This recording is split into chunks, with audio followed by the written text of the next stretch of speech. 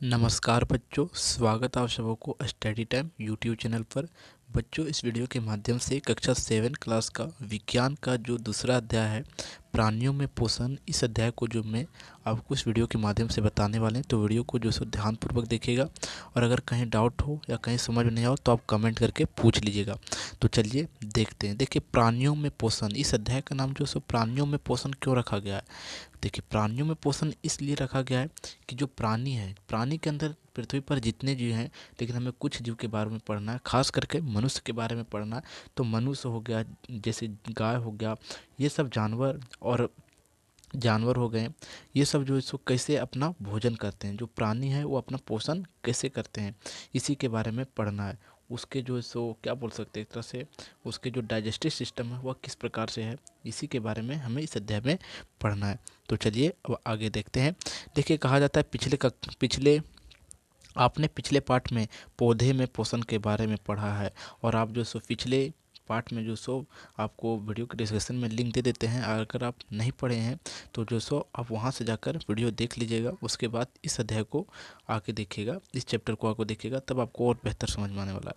तो वही कहा जा रहा है कि आपने पिछले पार्ट में पौधे में पोषण किस प्रकार होता है, कि पेड़ पौधे जो है सो अपना पोषण किस प्रकार करते हैं, उसके बारे में पढ़ें। पोषण का अर्थ आप समझ रहे हैं कि भोजन किस प्रकार करते हैं, और भोजन करने के बाद उनके जो है सो क्या बोल सकते हैं, एक तरह से डाइजेस्टेड कैसे होते हैं, पचता कैसे है, इसी के बारे में बताया जाएगा। यही होता है पोषण, ठीक है। अब आगे कहा जाता है, पोषण के बारे में पढ़े हैं, क्या पौधे की तरह जंतु भी अपना भोजन स्वयं बना सकते हैं। जंतु अपना भोजन भोजन किस प्रकार करते हैं। देखिए, हमने जो है सो पौधे के बारे में पढ़ा था कि पेड़ पौधे जो है सो अपना भोजन क्या करते हैं, स्वयं बनाते हैं। लेकिन मनुष्य क्या अपना भोजन स्वयं बना सकता है? नहीं। तो आपको जो है सो मैं उस वीडियो में फर्स्ट अध्याय में जो है सो मैं आपको बताया, तो आप उस वीडियो को पहले ज़रूर देखें, तब जो सो इस अध्याय को देखिएगा और इस वीडियो को देखिएगा, तब आपको बेहतर समझ में आएगा। और वीडियो के डिस्क्रिप्शन में दिया हुआ लिंक, तो वहाँ जाके पहले देखिए, तब देखिएगा ये वीडियो, ठीक है। अब आगे कहा जाता है, देखिए, हरी पत्तियों के अलावा अन्य किसी भी जंतु में क्लोरोफिल उपस्थित नहीं होता है। पृथ्वी पर देखा जाए तो जो सो हरी पत्ती जो होता है उसी में क्लोरोफिल उपस्थित होता है, और किसी भी चीज़ में क्लोरोफिल उपस्थित नहीं होता है। फिर कहा जाता है, अतः अन्य जंतु में सबसे विकसित मनुष्य भी भोजन का संश्लेषण स्वयं नहीं कर सकता है। सभी प्राणी अपना भोजन प्रत्यक्ष या अप्रत्यक्ष रूप से पौधे द्वारा बनाए गए भोजन पर अन्य जंतु से प्राप्त करते हैं।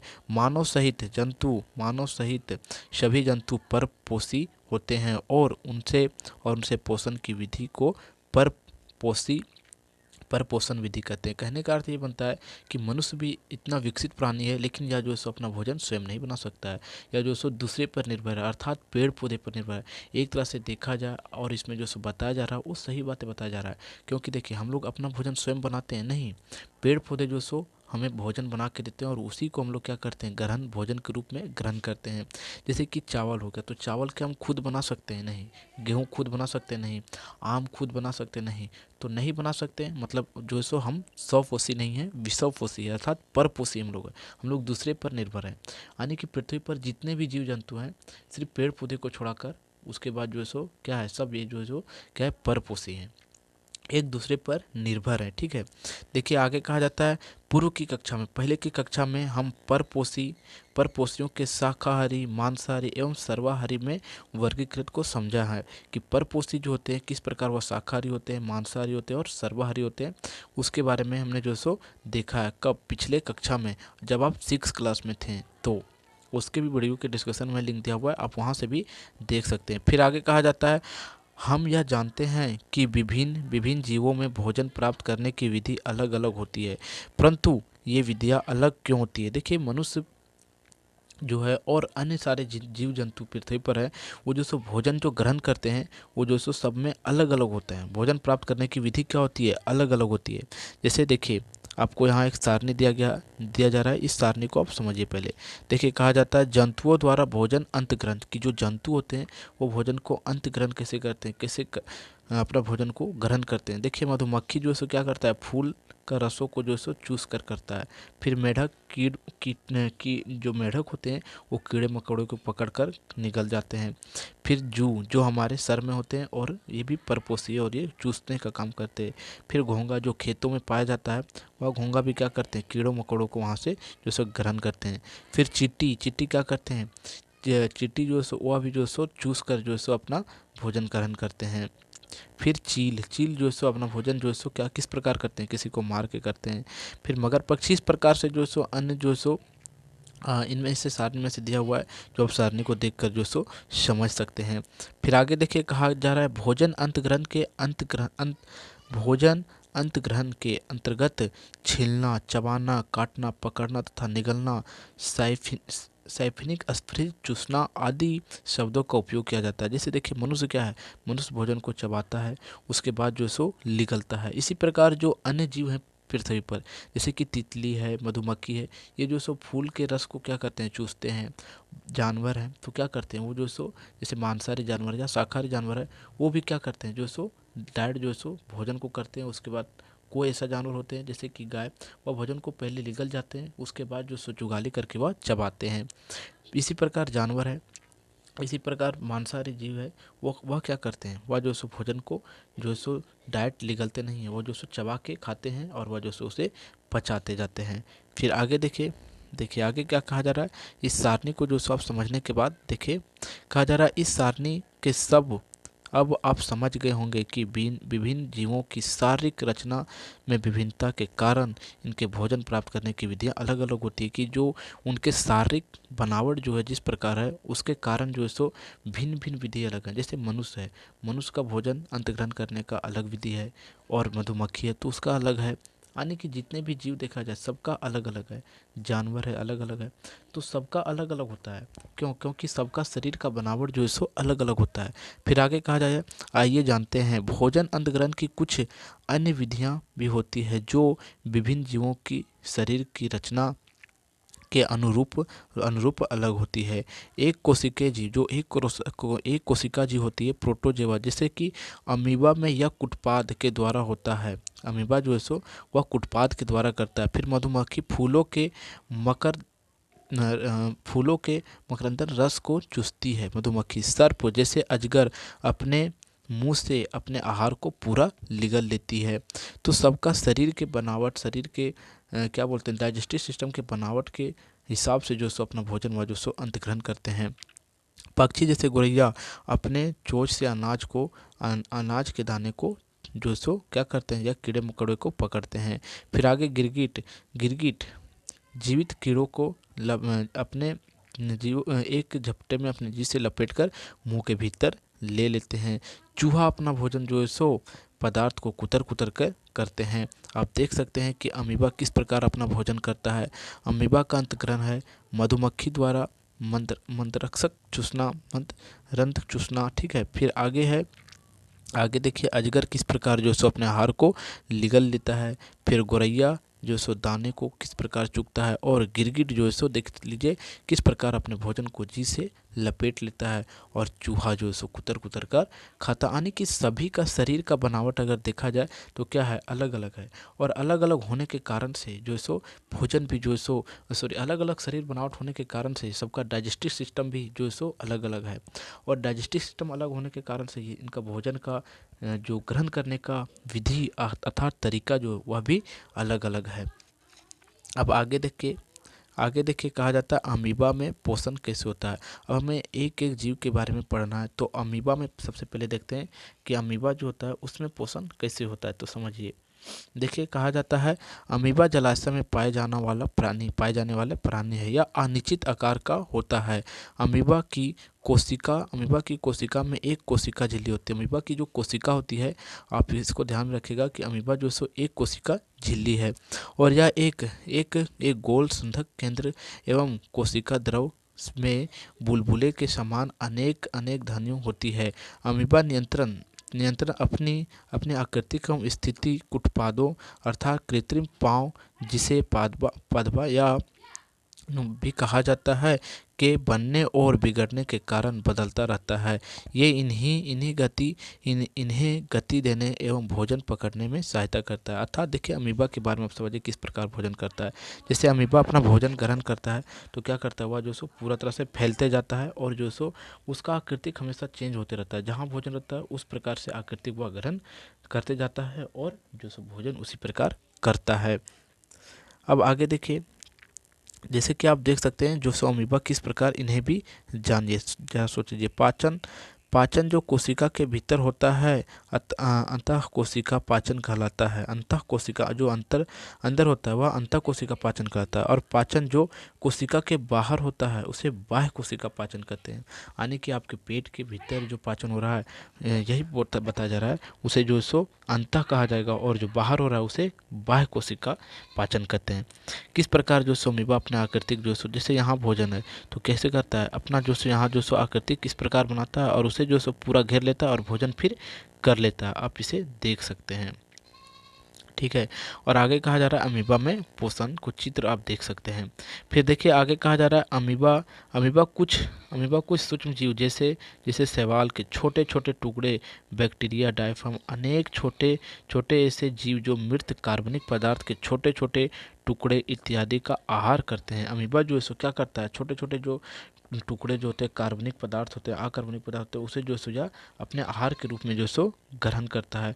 और किस प्रकार ग्रहण करते हैं ये आप देख लें। अब फिर आगे देखिए, कहा जाता है जब अमीबा को भोजन का आभास होता है, जब अमीबा जो होता है जब उसे भोजन का आभास होता है तो यह खाद्य कण के चारों ओर क्या करता है, अपने उत्पाद को विकसित करता है, अर्थात अपने शरीर को विकसित करता है और भोजन को पूरी तरह से घेर लेता है और अंततः निगल लेता है। खाद्य पदार्थ उसी खाद्य धानी में फंस जाता है, और खाद्य पदार्थ जो होता है सो उसी के जो सो अंदर फंस जाता है, और खाद्य धानी में ही पाचक रस स्वरित होता है, और ये खाद्य पदार्थ पर क्रिया करके उन्हें सरल पदार्थ में बदल देता है, और पचा हुआ खाद्य पदार्थ धीरे धीरे अवशोषित हो जाता है। और पचा हुआ जो खाद्य पदार्थ है वह क्या होता है, धीरे धीरे अवशोषित हो जाता है, और अवशोषित पदार्थ अमीबा की वृद्धि, रख रखाव एवं गुण के लिए उपयोगी किए जाते हैं। बिना पचा अपशिष्ट खाद्य धानी द्वारा बाहर निकाल दिया जाता है, और अमीबा में अंतःकरण, पाचन, उत्सर्जन जैसी क्रिया कोशिका द्वारा ही संपन्न होती है। एक कोशिका के द्वारा ही जो सो संपन्न होती है। कहने का अर्थ ये बनता है कि जो अमीबा जो है वह क्या करता है, अपना भोजन जो सो पाचन, उत्सर्जन सभी जो सो एक कोशिका के द्वारा ही संपन्न करता है। फिर आगे देखिए देखिए आप जानते हैं हाइड्रा एक बहुकोशिकीय जंतु है। हाइड्रा जो है एक बहुकोशिकीय जंतु है जिसकी मुख्य गुहा का छिद्र अंतग्रहण और उत्सर्जन के लिए एक ही होता है। जो हाइड्रा है वह जो सो भोजन भी उसी रास्ते से करता है, और जो सो क्या बोल सकते हैं, उत्सर्जन भी उसी रास्ते से, अंतग्रहण भी उसी रास्ते से करता है और उत्सर्जन भी उसी रास्ते से करता है। ये हाइड्रा है, देख सकते हैं आप। अब आगे कहा जाता है मनुष्य में पाचन कैसे होता है। जो मनुष्य है वह अपने जो सो पाचन विधि कैसे करता है, अंतग्रहण, उत्सर्जन और ऐसे बहुत ऐसी क्रियाएं वो कैसे करता है, अब आगे देखते हैं। देखिए कहा जाता है मनुष्य में भोजन ग्रहण करने के लिए कौन से अंग है। जो मनुष्य है उसमें भोजन ग्रहण करने के लिए कौन से अंग हैं। मनुष्य भोजन को मुंह से ग्रहण करता है। मनुष्य जो है सो भोजन को मुंह से ग्रहण करते हैं। इस प्रक्रम को अंत ग्रहण करते हैं, यानी कि भोजन ग्रहण करने की क्रिया को अंत ग्रहण करते हैं। भोजन मुंह से पेट में जाता है, और भोजन मुंह से क्या होता है, पेट में जाता है। आइए अब हम मानव में पाचन तंत्र को समझने का प्रयास करते हैं कि मानव का जो पाचन तंत्र है वह किस प्रकार है। देखिए जीव जंतुओं में मानव का पाचन तंत्र सबसे ज़्यादा सुविकसित होता है। पृथ्वी पर अगर देखा जाए तो सबसे जो खतरनाक पाचन तंत्र है वह मनुष्य का ही होता है और अच्छा होता है। या देखिए कहा जाता है यह मुख्य ग्रास नली आमाशय, छोटी आंत क्षुद्रांत, बड़ी आंत बृहदांत, मलाशय एवं गुदा से बना होता है। आहार नाल पाचक ग्रंथि तथा पाचन क्रिया मिलकर मानव पाचन तंत्र का निर्माण करता है। और अगर आपको को पूछा जाए, क्वेश्चन पूछ लिया जाए आपसे कि पाचन तंत्र क्या है या किसे कहते हैं, तो देखिए यहाँ से लिखना है कि जो सो आहार नाल पाचन ग्रंथियाँ तथा पाचन क्रिया को मिलाकर पाचन तंत्र कहते हैं। ठीक है, तो हेडलाइन कर दिए, आप यहाँ से जो है सो याद रखिएगा इसको। अब आगे देखिए कहा जाता है, देखिए आपको मैंने समझाना भूल गया। देखिए पहले जो सो मनुष्य भोजन करता है तो मुंह में जाता है, फिर मुंह से क्या होता है, पेट में जाता है, और पेट में जाने के बाद जो सो वहाँ डाइजेस्टिव का सिस्टम होता है, पाचन का क्रिया स्टार्ट हो जाता है, जो कि छोटी आंत बड़ी आंत होती है। तो इसके बारे में अभी आपको मैं आगे बताता हूँ। देखिए क्या कहा जाता है, पोषण एक जटिल क्रिया है। पोषण एक जटिल प्रक्रिया है जिसमें भोजन के जटिल खाद्य पदार्थ सरल खाद्य पदार्थ में परिवर्तन हो जाता है। क्या होता है, जिसमें जो सो भोजन का जो जटिल पदार्थ होता है वह सरल खाद्य पदार्थ में क्या होता है, परिवर्तन हो जाता है। पहला में आता है अंतग्रहण, भोजन प्राप्त करने और खाने की क्रिया जो मुख द्वारा होता है उसे अंतग्रहण कहते हैं। मुख के द्वारा जो भोजन को अंदर लेते हैं उसे क्या कहते हैं, अंतग्रहण कहते हैं। फिर अगला आता है पाचन, शरीर के भीतर भोजन का सरल तथा विलय अणुओं में तोड़ा जाना पाचन कहलाता है। शरीर के अंदर जो है सो भोजन को ग्रहण करना और उसके बाद पाचन क्रिया जो होता है उसे तोड़ा जाना पाचन कहलाता है। पाचन मुंह से आहार होते हुए छोटी आंत तक संपन्न होती है। फिर अगला होता है अवशोषण, पचे हुए भोजन में उपस्थित विलय पदार्थ का शरीर के द्रव जैसे रक्त में चला जाना अवशोषण कहलाता है। मनुष्य में अवशोषण की क्रिया छोटी आंत में होती है। मनुष्य में जो अवशोषण की क्रिया होती है वह छोटी आंत में होती है। फिर आगे कहा जाता है स्वर्गीकरण, वह प्रक्रिया जिसमें अवशोषित भोजन का उपयोग ऊर्जा उत्पन्न करने तथा वृद्धि के लिए होता है, उसे परिपाचन कहते हैं। फिर अगला होता है बहिष्करण या निष्करण, वह प्रक्रिया जिसके द्वारा अपचित खाद्य पदार्थ शरीर से बाहर निकाल दिया जाता है, उसे उत्सर्जन कहते हैं। यानी कि जब भोजन जो सो खाने के बाद जो मल के रूप में त्याग करते हैं उसे जो सो बहिष्करण या निशाकरण कहते हैं। और आप देख सकते हैं कि मनुष्य का जो डाइजेस्टिव सिस्टम है वह किस प्रकार होता है। जैसे देखिए पहला जो सो मुंह से पहला मुख है, और मुख गुहा से जो सो खाना को हम प्रवेश करते हैं, और मुख गुहा से जब खाना को लेते हैं उसके बाद जो सो हमारा ग्रास नली में जाता है, और ग्रास नली में जाते ही या ग्रासिका में पहुंच जाता है, और यह जो सो अमाशय में सीधा पहुंचता है। कहाँ पहुंचता है, अमाशय में। और अमाशय में पहुंचने के बाद क्या होता है कि खाना जब अमाशय में पहुंच जाता है भोजन, तब जो सो बहुत ऐसे उसमें केमिकल को जो सो छोड़ा जाता है। हमारा पेट जो है सो हमारा अमाशय जो है और यकृत है, पित्ताशय, ये जो सो बहुत ऐसे केमिकल को रिलीज करता है और जो सो भोजन को पचाने का कार्य करता है।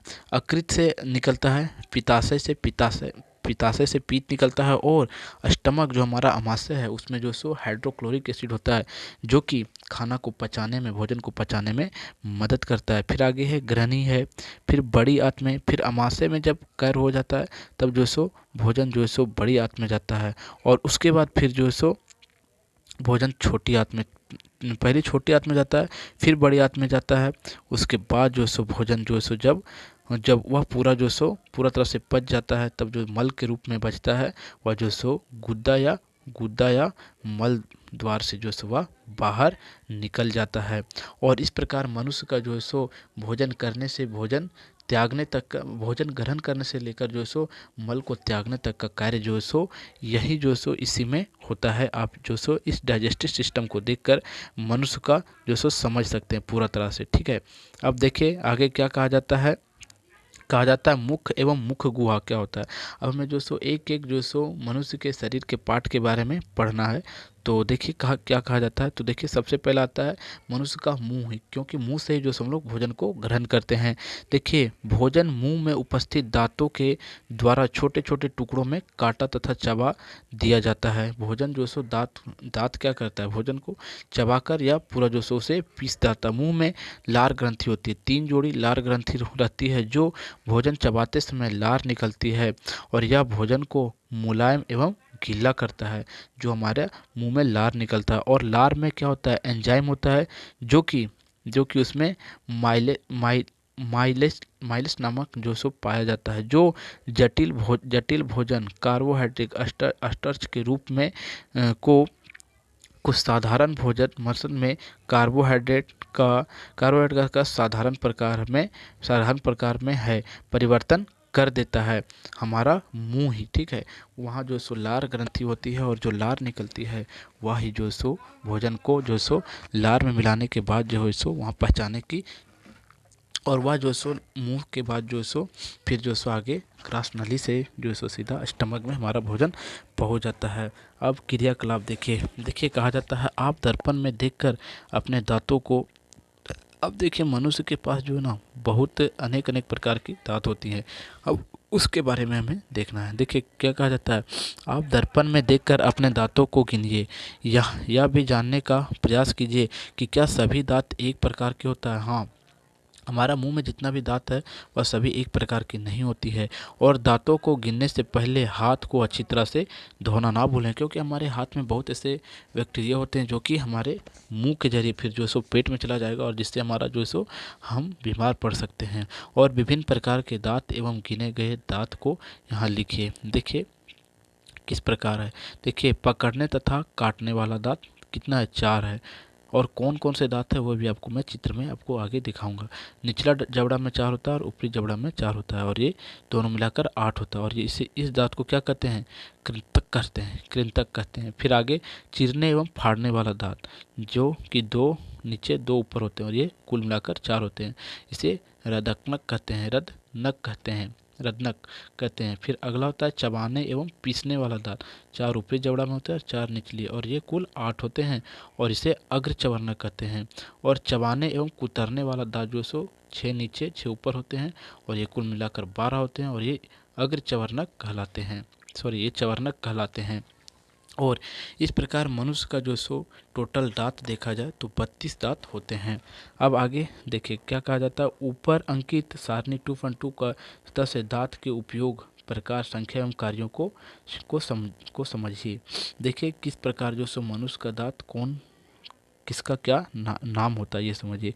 देखिए ये जो दांत होते हैं 2, ये क्या होते हैं, रत्नक दांत होते हैं। तो आप दांत को जो सो ध्यान में रखिएगा कि मनुष्य का जो सो 4 प्रकार का दांत होता है। कौन कौन होता है ये आपको जो सो यहाँ देख लीजिए, फिर से एक बार आप समझ लीजिएगा। देखिए कृंतक होते हैं, रत्नक होते हैं, अग्रचवर्णक और चवर्णक होता है, ठीक है। और क्या क्या काम है कृंतक का, रत्नक का, अग्रचवर्णक का और चवर्णक का, ये आप जो सो यहाँ से एक बार जो सो फिर से पढ़ लीजिएगा। और नहीं समझ में आए तो कमेंट कीजिएगा, मैं आपको फिर से बताने का प्रयास करूँगा। देखिए अब देखिए रत्नक जो दांत हमारा होता है ये कहाँ होता है, ऊपर होता है, 2 ऊपर 2 नीचे। फिर देखिए चवर्णक दांत जो सबसे निचले होते हैं, हमारे जो सबसे पीछे दांत के होते हैं वो चवर्णक होते हैं, और जो थोड़ा सा चवर्णक के आगे वाले दांत होते हैं वो अग्र चवर्णक होते हैं। इस प्रकार से हमें जो सो प्राकृतिक ने दांत दिए हैं हमारे मुँह में। और फिर आगे देखिए क्या कहा जाता है, समझिए कहा जाता है ऐसे अलग अलग प्रकार के दांत वाले प्राणी विषम दंती कहलाते हैं। और इस प्रकार जो दांत अलग अलग जिस प्राणी का होता है उसका नाम जो सो विषम दंती रखा गया है। अब आगे देखिए इस बात को भी जानना आपको इस बात को भी आपको याद रखना बहुत ही जरूरी है। दूध एवं अस्थायी दांत, दूध की दांत और अस्थायी दांत समझिए। बचपन में जो दांत निकलते हैं उसे दूध का दांत मिल्क टीथ कहते हैं, और इसकी संख्या 20 होती है। जो आपको 8 साल या 7 साल 6 साल में जो दांतें निकलती है वो दांत को जो है सो क्या कहते हैं, हम लोग जो है सो दूध की दांत कहते हैं। और 8 वर्ष की आयु तक ये दांत गिर जाते हैं, और ये 8 वर्ष की आयु तक आते आते यह दांत जो है सो सभी गिर जाते हैं। यानी कि आपको जो सो जब जन्म से जो सो दांत निकलता है, यानी कि उसके 6 महीने 7 महीने के बाद जो दांत निकलते हैं वह दांत जो सो 8 साल की आयु तक वह गिर जाते हैं। फिर आगे दांत निकलते हैं और इनकी संख्या 16 होती है। जब दूध की दांत लोगों की गिर जाती हैं तब जो सो उनकी 16 नीचे 16 ऊपर होती है, अर्थात 32 दांत होती है। और समान अस्थायी दांत स्वस्थ व्यक्ति में जीवन भर रहता है, तथा वृद्धावस्था में फिर से यह दांत जो सो गिरने लगते हैं। जब लोग वृद्धा हो जाते हैं तो यह दांत जो सो फिर से गिरने लगते हैं। अर्थात मनुष्य का एक स्वस्थ मनुष्य का जो है सो कितने दांत होते हैं, 32 दांत होते हैं, जो कि यह दांत जो है सो सभी व्यक्ति में पाया जाता है। अब आगे देखिए कहा जाता है मनुष्य के जीवन काल में दांत 2 बार निकलते हैं और इस अवस्था को द्वंती कहते हैं। फिर आगे देखिए कहा जाता है दांत भोजन के छोटे छोटे टुकड़े कर देते हैं। भोजन को क्या करते हैं, छोटे छोटे टुकड़े कर देते हैं। अब इस भोजन का क्या होता है, क्या हमारे मुंह में उपस्थित उत्पन्न लार की इसमें विशेष भूमिका होती है। जो हमारा भोजन होता है वह दांत क्या कर देता है, उसे जो सो पूरा छोटे छोटे टुकड़ों में बांट देता है, पीस पीस कर देता है। और जो हमारे मुंह में लार होता है वह भी जो सो एक अहम भूमिका निभाता है।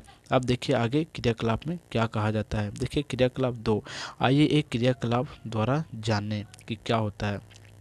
देखिए क्या कहा जाता है, कहा जाता है लार एवं उसमें उपस्थित एंजाइम जटिल भोजन को साधारण भोजन में कैसे परिवर्तन करते हैं। जो हमारा जटिल भोजन होता है उसे हम साधारण भोजन में कैसे परिवर्तन करते हैं। देखिए अब देखिए पहले समझिए आप क्या कहा जाता है। 2 प्रश्नाली लीजिए, ठीक है, 2 प्रश्नाली लीजिए तथा उसमें ए और बी चिन्हित कीजिए। ये ए प्रश्नाली है और दूसरा बी प्रश्नाली है, ठीक है। अब कहा जाता है प्रश्नाली ए में 1 चम्मच उबला हुआ चावल लीजिए और प्रश्नाली ए में लीजिए, ठीक है, और 1 चम्मच उबले हुए पानी को मुंह में डालकर 3-4 मिनट तक चबाइए तथा उसे प्रश्नाली बी में लीजिए। फिर दोनों प्रश्नाली में 4 से 5 एम एल आयोडीन विलयन डालिए तथा उसका अवलोकन कीजिए। आप प्रश्नाली ए तथा बी में अंतर देखेंगे। प्रश्नाली ए का रंग नीला क्यों हो जाता है और प्रश्नाली ए में स्थित अस्टच में आयोडीन प्रतिक्रिया कर उसे नीले रंग में परिवर्तन कर देता है, क्योंकि हमारे मुंह में जो लार होता है वो आयोडीन से रिएक्शन होकर जो सो नीला हो जाता है। फिर आगे कहा जाता है उबले चावल को चबाने पर मुंह में स्थित अस्टच को शक्कर में परिवर्तन कर देता है और आयोडीन से प्रक्रिया नहीं करती है, जिसके कारण प्रश्नाली बी का रंग परिवर्तन नहीं होता है। अर्थात इस प्रकार आप समझ सकते हैं कि जो हमारे मुंह में लार होता है वह भी जो सो भोजन को पचाने में उसका भी बहुत ही अहम भूमिका होता है। फिर आगे कहा जाता है दंत क्षय। देखिए दंत क्षय क्या है। दंत क्षय से सावधान। आपने देखा होगा कि छोटे बच्चे जो अधिक टॉफ़ी खाते हैं उसके दांत सड़ जाते हैं। बड़े भी अगर अपने दांत की सफाई अच्छे से नहीं करते हैं तो उनके दांत भी जो सो सड़ने लगते हैं, सड़ जाएंगे और कीड़े लगकर टूट जाएंगे। सामान्यतः हमारे मुंह में जीवाणु पाए जाते हैं जिसमें हमें कोई हानि नहीं होती है। खाना खाने के बाद अगर मुंह ठीक से साफ नहीं करते हैं तो अनेक हानिकारक जीवाणु वृद्धि करने लगते हैं और ये जीवाणु दांतों के बीच फंसे भोजन के शक्कर का विघटन कर अम्ल स्वरित करते हैं तथा दांत को धीरे धीरे क्षति पहुंचाते हैं और इसे दंत क्षय कहते हैं। अर्थात यह जो सो दंत क्षय का रीजन बन जाता है और हमारा दांत जो सो सड़ने लगता है और दांत सड़ने के बाद क्या होता है, सभी दांत जो सो टूट जाता है सड़ने का। तो हमें जो सो दंत क्षय से बचने का उपाय यही है कि दांत को जो सो हमेशा जो सो भोजन करने के बाद जो सो साफ करना चाहिए और ब्रश तो जो रोज करना चाहिए। फिर आगे कहा जाता है जीभ। अब हमारा मुंह का दूसरा पार्ट है जीभ, ठीक है। देखिए जीभ से तो आप खूब परिचित हैं, जीभ से जो सो आप खूब परिचित है। तरह तरह के स्वाद का मजा भी जीभ के कारण ही संभव है, क्योंकि जीभ जो सो हमारा स्वाद को बता देता है। अब आगे कहा जा रहा है आइए क्रियाकलाप द्वारा इसके बारे में जानेंगे। क्रियाकलाप 4। देखिए आपने सहपाठी की आँख में कपड़े की मदद से पट्टी बांध दीजिए और फिर आगे कहा जाता है अब विभिन्न स्वाद वाले खाद्य पदार्थ जैसे मिठाई, नमकीन, नींबू रस, नींबू की पत्ती तथा का रस, इमली आदि जैसी वस्तु को एकत्र कर मेज पर रखिए। अब आगे कहा जाता है अब एक करके आप आँख में लपटे हुए सपाटी से जीभ पर अलग अलग खाद्य पदार्थ को रखिए। उनसे इन खाद्य पदार्थों के नाम पूछिए। क्या वे नाम बता पाएंगे? हाँ, हम जी से जो सो चख कर ही तो अपने स्वाद को बता पाते हैं कि हाँ यह नमकीन है, खट्टा है, क्योंकि जीव है जीव के कारण से ही हम बता पाते हैं, क्योंकि हमारे जीव जो है सो स्वाद को बताता है, ना कि हमारे मुंह स्वाद को बताता है। फिर आगे देखिए हमारा जीव जो सो कहाँ से तीखा चीज़ को डिटेक्ट करता है और कहाँ से खट्टा और कहाँ से नमकीन और कहाँ से मीठा। अगर इस भाग में आप करेंगे किसी भी चीज़ को लेके सटाएंगे, जैसे कि जो तीखा चीज़ रहेगा तो यहाँ से तीखा पता चलता है, और इस भाग से जो है सो खट्टा पता चलता है, और इस भाग से नमकीन, और इस भाग से मीठा पता चलता है हमें। यानी कि जीव में भी जो है सो कुछ भाग हैं जो कि अन्य विभिन्न सामग्री को जो है सो क्या करते हैं, डिटेक्ट करने के अर्थात जो सो निरूपित करने का जो सो कार्य करते हैं, यही बोल सकते हैं हिंदी में। अब आगे देखिए, कहा जाता है जीव एक मसल पेशियाँ है, सही बात है, एक मांस का पेशियाँ है, मांस का पेशी अंग है जो पीछे की और मुंह के अधतल से जुड़ा होता है, और यह जो सो पीछे मुंह की ओर से जुड़ा होता है, स्वतंत्र होता है और किसी भी दिशा में मुड़ सकता है। जीव का मुख्य कार्य भोजन को लार से मिलाना होता है। जीव का जो मुख्य कार्य होता है वह भोजन को मिलाना होता है एवं उसे निगलने में सहायता करता है, जो हमारा जीव होता है वह। साथ ही जीव हमें बोलने में भी मदद करता है, और जीव पर स्वाद कलिकाएँ होती हैं जिससे हमें विभिन्न प्रकार के स्वाद का पता चलता है। जो हमारा जीव होता है, जीव में जो सो कनिकाएँ होती है जिसके कारण से हमें स्वाद के बारे में पता चलता है, भिन्न भिन्न स्वाद के बारे में। अब आगे कहा जा रहा है, आइए अब मुंह एवं मुख गुहा के अगले अगले अगले भाग के बारे में जाने कि जो हमारा डाइजेस्टिव सिस्टम का, पाचन तंत्र का अगला भाग जो है उसके बारे में अब हम जानने का प्रयास करते हैं। तो देखिए अगला भाग क्या है, भोजन नली, जिसे हम ग्रासिका कहते हैं। देखिए क्या होता है, मुंह के बाद भोजन जो सो सीधे ग्रासिका में जाता है। देखिए और इस प्रकार से होता है, देखिए संकुचन होते हुए जाता है भोजन नली अमाशय, ठीक है। देखिए मुख गुहा से निगला हुआ भोजन ग्रास नली में जाता है, और ग्रास नली गले एवं वक्ष से होते हुए जाती है, और ग्रास नली की भित्ति के संकुचन से भोजन नीचे की ओर सरकता जाता है, और भोजन जो है सो नीचे की ओर क्या होता है, सरकता जाता है, क्योंकि ग्रास नली में जब भोजन जाता है तो वहाँ संकुचन होता है, और संकुचन होने के कारण जो है सो भोजन नीचे सरकता हुआ जाता है, और सरकते सरकते ग्रास नली से भोजन जो है सो अमाशय में चला जाता है, अमाशय में चला जाता है। फिर आगे कहा जाता है, देखिए आपको कभी उल्टी हुई है क्या, क्या यह क्यों होती है? कभी कभी हमारा अमाशय खाए हुए भोजन को स्वीकार नहीं करता है, अमाशय जो है सो खाए हुए भोजन को स्वीकार नहीं करता है, फलस्वरूप उल्टी द्वारा उसे बाहर बाहर बाहर निकाल दिया जाता है। हमारा अमाशय जो है सो उल्टी के द्वारा क्या करता है, उसे बाहर निकाल दिया जाता है, उसे ही हम उल्टी कहते हैं, जब वह भोजन को स्वीकार नहीं करता है तब। अब देखिए अमाशय, जिसे ग्रास नली के निचला भाग है अमाशय अर्थात स्टमक।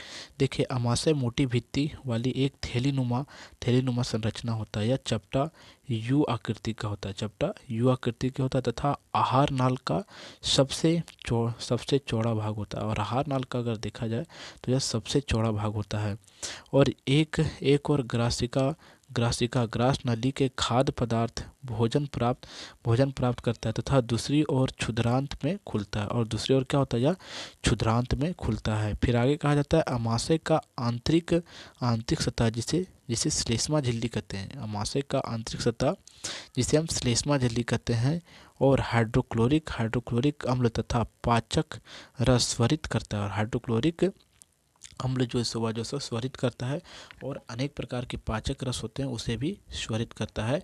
कौन? अमाशय रस स्वरित करता है, और इसे जठर रस भी कहते हैं, और इसे हम क्या कह देते हैं, जठर रस भी कहते हैं।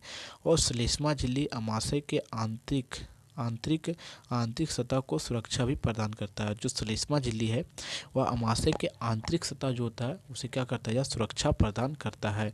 और स्वरित अम्ल, जो स्वरित अम्ल होता है अनेक ऐसे जीवाणु को नष्ट करता है, जो भोजन में हानिकारक जीवाणु जो होता है, जो हमारा H2SO4 होता है, हाइड्रोक्लोरिक एसिड होता है, करता है, और भोजन के साथ पहुंच जाता है। अब देखिए ये हमारा जो सो ग्रास नली आता है, और हमारा ये अमाशय होता है, और अमाशय के बाद जो सो तुरंत ही जो सो छोटी आंत शुरू हो जाता है। अब देखिए क्या कहा जाता है, अम्लीय माध्यम पाचक रसों की क्रियात्मक कारण है। यह भोजन के उपस्थित कार्बोहाइड्रेट, वसा एवं विटामिन के जटिल पदार्थों को सरल पदार्थों में विघटित कर देता है। जो जटिल पदार्थ होता है उसे सरल पदार्थों में क्या कर देता है, विघटित कर देता है। कौन? अमाशय, मिल्क अमाशय और जो हमारे आहार नाल का जो सिस्टम है वह। फिर आगे देखिए कहा जाता है छोटी आंत, जिसे हम क्षुद्रांत कहते हैं, और यह आहार नाल का एक महत्वपूर्ण अंग है। जो हमारा छोटी आंत है वह आहार नाल का क्या है, एक महत्वपूर्ण अंग है। और यह छोटी आंत जो हमारा जो लगभग 7.5 मीटर होता है। क्या होता है हमारा छोटी आंत? 7.5 मीटर होता है, ठीक है, जो कि अंदर की ओर दिखाया गया।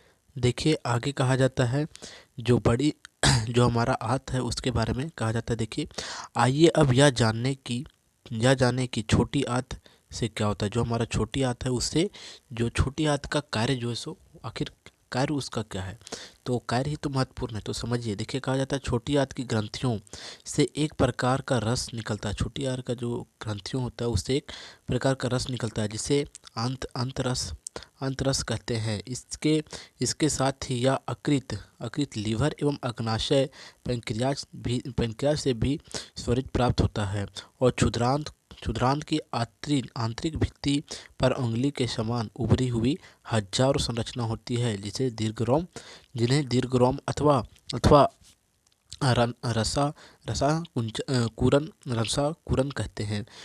रसाकुर कहते हैं। और रसाकुर छोटी आंत की अवशोषण की सतह को बढ़ाती है।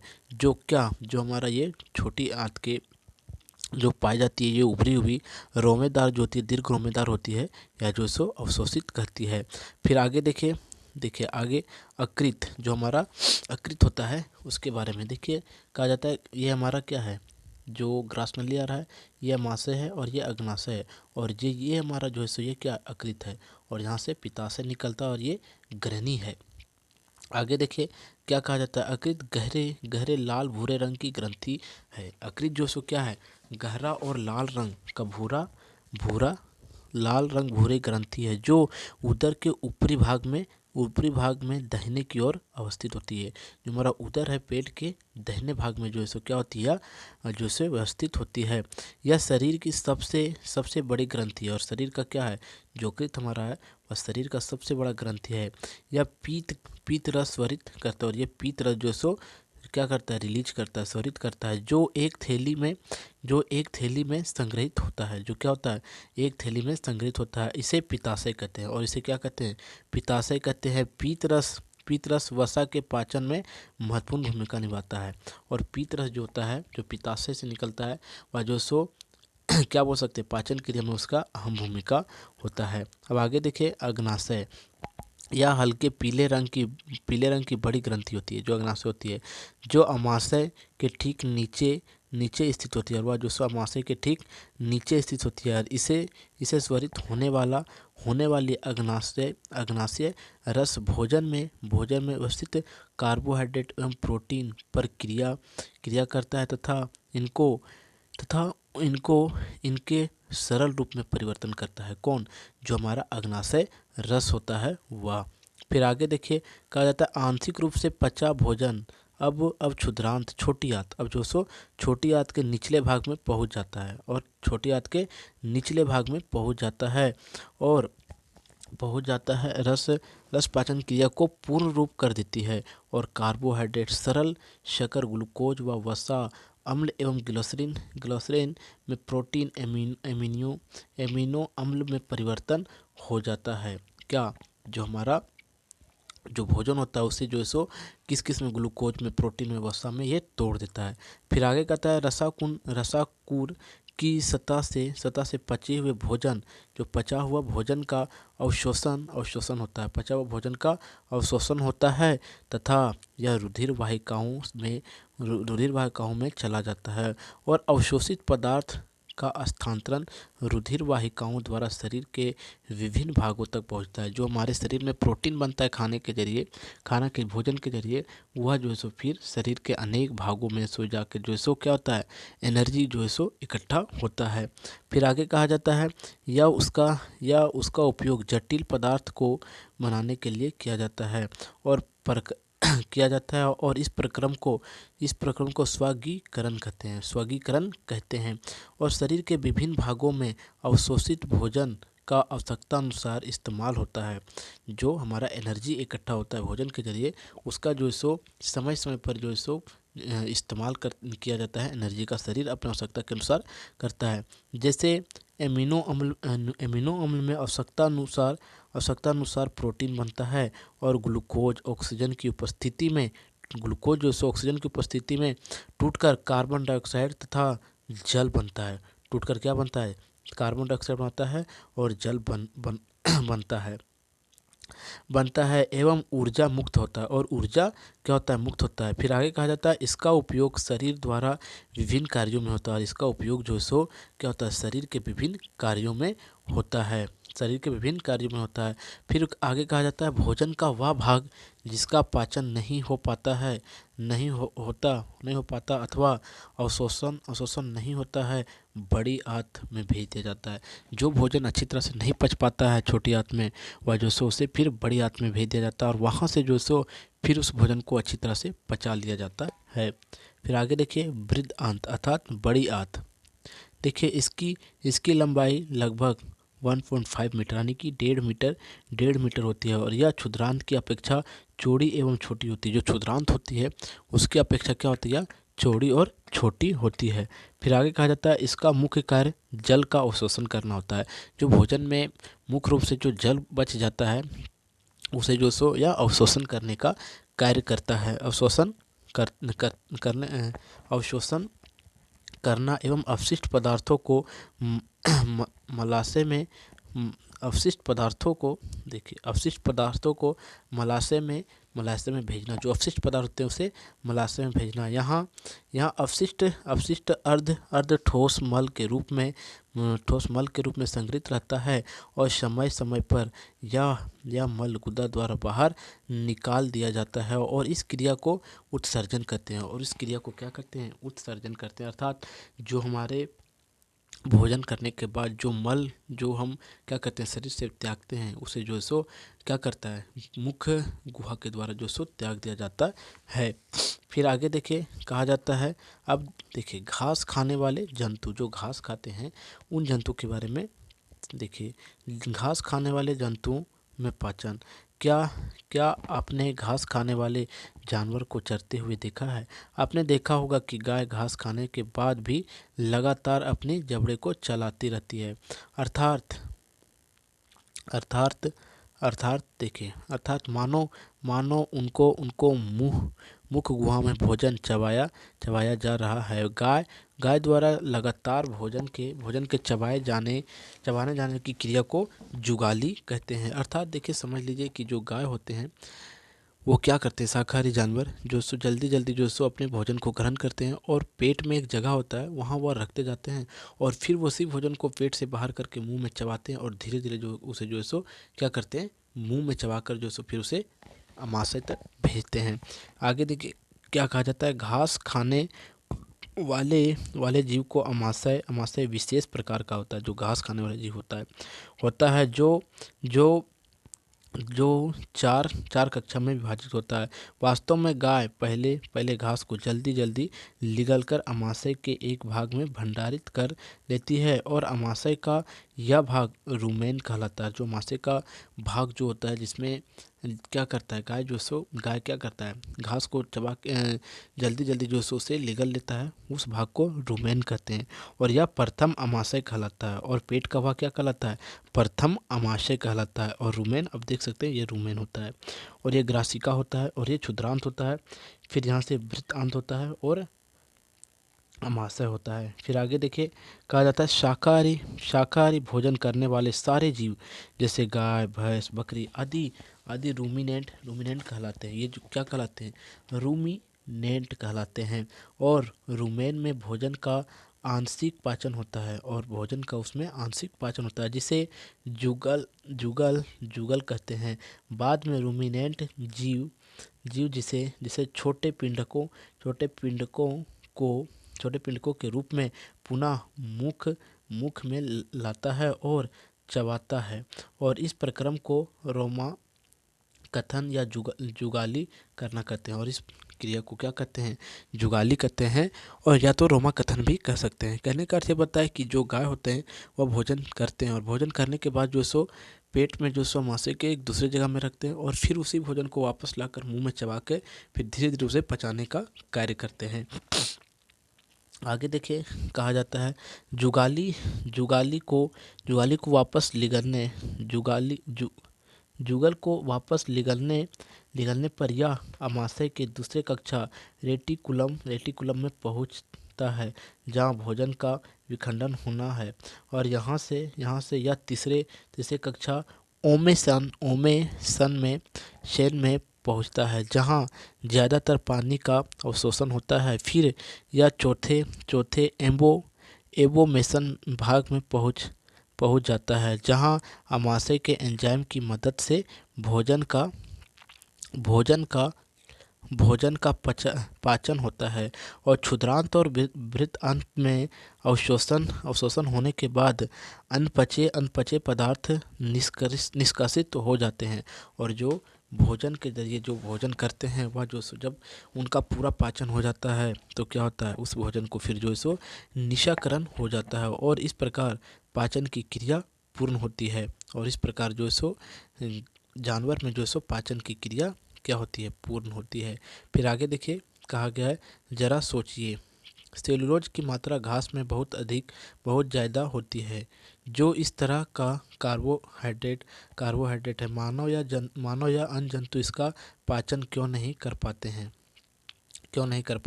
जानिए, इन्हें भी जानिए। मानव शरीर शाकाहारी जंतु की तरह सेलुलोज का पाचन नहीं कर पाता है, क्योंकि उनकी आंत में जीवाणु एवं सेलुलोज को पचाने के लिए जरूरी एंजाइम उपस्थित नहीं होते हैं। और मनुष्य के शाकाहारी भोजन में व्यवस्थित सेलुलोज रुझांत के रूप में शरीर से बाहर निकाल जाता है। यानी कि मनुष्य जो सो भोजन जो सो शाकाहारी जानवर की तरह नहीं करते हैं। मनुष्य का जो सो पेट इस प्रकार बना है, अर्थात जो डाइजेस्टिव सिस्टम है, पाचन तंत्र इस प्रकार बनाया गया है कि वह जो सो शाकाहारी और मांसाहारी दोनों भोजन को कर सकते हैं। फिर आगे देखिए, कहा जाए पोषण का परिवहन एवं श्वसन तंत्र से संबंध। मानव के ये तीनों प्रणाली एक दूसरे के साथ परस्पर मिलकर कार्य संपन्न करते हैं एवं एक दूसरे पर निर्भर रहते हैं, जिससे शरीर की कोशिका को ऊर्जा मिल सके और वह अपनी दैनिक जीवन की जैविक प्रक्रिया कर सके। कोशिका तक ऊर्जा पहुंचने के लिए पोषण तत्व जो हम अपने भोजन से ग्रहण करते हैं वे जटिल रूप से सरल रूप में पाचन तंत्र देखिए पाचन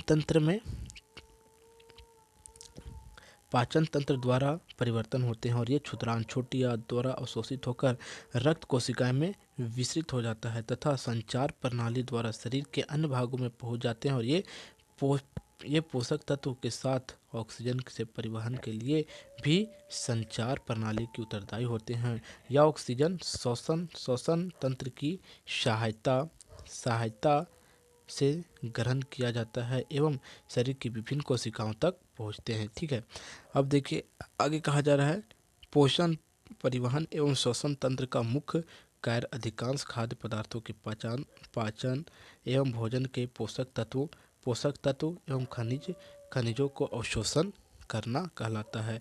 और इस प्रकार यह अध्याय जो है सो समाप्त होता है। अगर आपको वीडियो अच्छा लगा हो तो वीडियो को लाइक आप जरूर करें और चैनल पर आप हमारे नए हो तो चैनल को सब्सक्राइब जरूर करें, क्योंकि आपको इसी प्रकार का वीडियो, आपके कक्षा के रिलेटेड वीडियो जो है सो, क्लास के रिलेटेड वीडियो जो सो आप लोग को मिलता जाएगा। और प्ले लिस्ट पर जाके आप चेक करें, प्ले लिस्ट में जो सो सभी वीडियो का लिंक जो दिया हुआ है और प्ले लिस्ट में जाके देखें तो वहाँ से आपको जो सो बेहतर समझ में आएगा। तो चलिए फिर मिलता है आपको एक नए वीडियो में, तब तक के लिए जय हिंद।